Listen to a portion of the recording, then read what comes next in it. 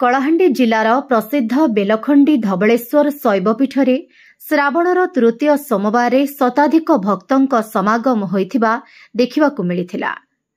तेबे भोर 4टारू मंदिर खोला होइथिबा बेले निकटस्थ तेल नदीरू जल उठाई काउडिया माने देवदेव महादेवंकु जलाभिषेक पाई मंदिर प्रांगणरे लंबा लाइन लागिथिबा देखिबाकु मिलिथिला।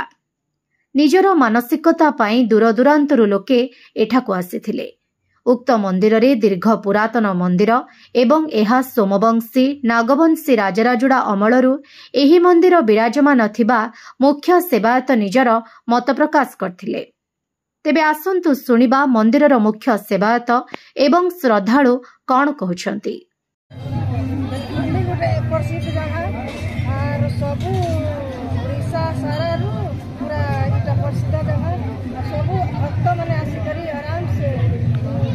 दर्शन कर हजार हजार लोग हजार लोग आसिक दर्शन कर खुशी लगे कलाहांडी नंबर 1 मनास महत्व अच्छे प्रसिद्ध आमर इने गोटे वृक्ष अच्छे नदी अच्छे दुईटा उद्यमा नदी तिलोत्तमा नदी अच्छे प्रसिद्ध नदी मंदिर शिव मंदिर अच्छे 3टा जगह ने 3टा शिव मंदिर अच्छे है बेलखंडी सर्वपीठ हूँ आम धबलेश्वर बाबा माँ चंडी अच्छे आम कलाहांडी जिलार प्रसिद्ध जगह बोले बेलखंडी आम जाचु आम केते जुगु होते क्या जाचे मुई बेलखंडी माटी झील मोर बहुत गर्व आम अलग जगह दर्शन कर जो गर्व लगुचे इन्हें जन्म ही करी आमके बहुत गर्व लगुचे जेहेतु भगवान गोटे एंता कर नदी रू करी मंदिर पते के चारिआडे लोग लगी भी भीड़ नहीं न सबे आनंद राति 1 बजे ठारू लाइन लगी हजार हजार संख्या कलाहांडी जिला के ओडिशा पश्चिम ओडिशा सारा भारत बाहर भी लोग आते जेहेतु नदी अच्छे प्रसिद्ध जगह शांति बाबा धबलेश्वर जलेश्वर माँ चंडी बजरंगबली समस्ते इन्हें अच्छन सब देवादेवी इन्हें पूजा पाउछन आम गर्व कहूँ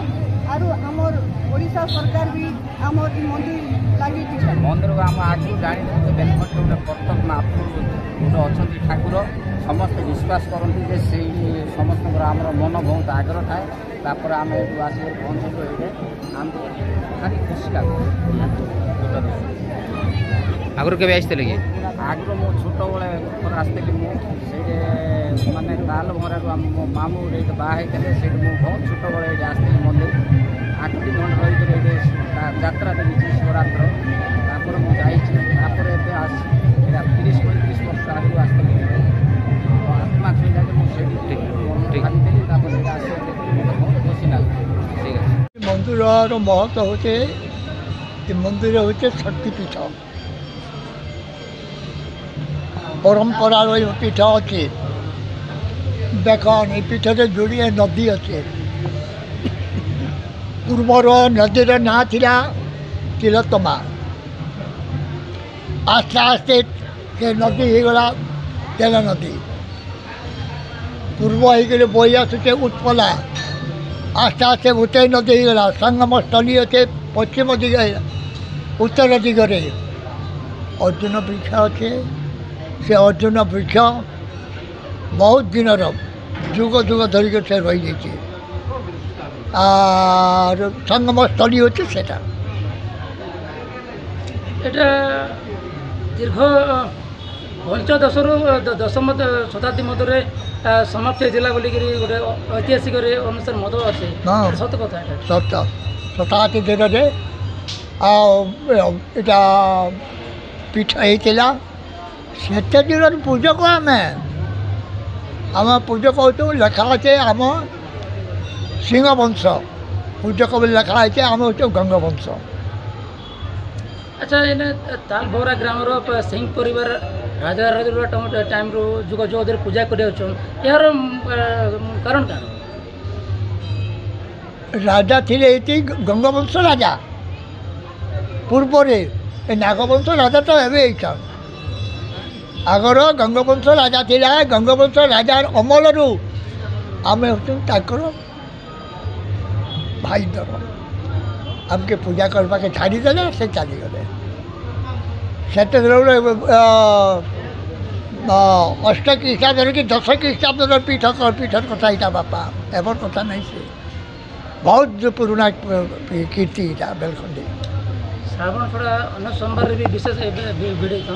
ବହୁତ ଭିଡ଼ ହେଇଛନ୍ ଗଲା ସୋମବାରରେ ତ ବହୁତ ଭିଡ଼ ଥିଲେ একবার আমার রায়পুর সাইড্রু भी ହେଇଥିଲେ କଟକ ସାଇଡ଼୍ରୁ ବି ହେଇଥିଲେ ଆମର ବ୍ରହ୍ମପୁର ସାଇଡ଼୍ରୁ ବି ହେଇଥିଲେ ମନ୍ଦିର ଉପରେ ଲୋକଙ୍କ ବିଶ୍ୱାସ କେତେ ଅଛି ମନ୍ଦିର ଉପରେ ଲୋକଙ୍କର ବିଶ୍ୱାସ ବୋଲେ ଯେନ୍ଟା କହିଲେ ହେଉଛି ବାବାଙ୍କୁ ଯେନ୍ କଥା ମାନସିକ କଲେ ମାନସିକ ପୂର୍ଣ୍ଣ ହେଉଛି ପୂର୍ଣ୍ଣ ହେଲେ ବିଶ୍ୱାସ ହେଉଛି ଦେଖନ୍ ବାପା ଏଇଟା ନା ବଲି ପଡ଼ୁଛି ଏଇ ଶିବ ମନ୍ଦିରରେ ଆଉ ଗୋଟେ ଅଛି ହରିଜନ ଆଦିବାସୀ ମାନଙ୍କର ପୀଠ ବୋଲିକରି ଗୋଟେ ଐତିହାସିକ ଗୋଟେ ନାଇଁ ନାଇଁ ପୂଜା ମନ୍ଦିରଟା ଆମର ମାଟିଟା ହରିଜନ ଆଦିବାସୀଙ୍କର କି ନାହିଁ ସେଥିପାଇଁ ସେଟା ଆଗର ଜନ୍ମ କି ନାହିଁ ହରିଜନ ଆଦିବାସୀ ପୀଠ ହରିଜନ ଆଦିବାସୀ ପୀଠ ହେଲେ ବି ସେମାନେ ଆଗରୁ ସେବା ସୁତରା କରୁଥିଲେ ହେନ୍ତା ନାହିଁ ପୀଠ ଆମ ଗୋଟେ ଗାଁ ବସିଲେ कि गोटे पड़ा बसबो बोले से देखिए माने लिंग गोटे गाड़ी देवे नहीं जाए गछटा नहीं गाड़ी देस एंता प्रकार इटा कलाहांडी केशव मेहर को रिपोर्ट ओडिशा हाइलाइट समाचार।